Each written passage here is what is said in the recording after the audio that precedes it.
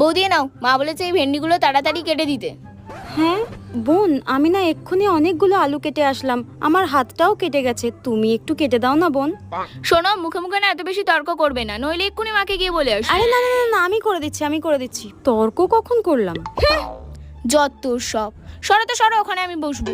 হ্যাঁ, আজব তো, এত জায়গা থাকতে এখানে এসেই বসতে হলো, ভাল লাগে না। বললাম হাতটা কেটে গেছে, একটুখানি কেটে দাও সবজিগুলো। না, তুমি কাটো, নইলে মাকে বলে দেবো তার কাটা একটা। এই কুচুটে শাশুড়ি আর এই বদমাস ননদটা আমার জীবনটা শেষ করে দিল, আর ভাল লাগে না, শাকচুন্নি একটা। দূর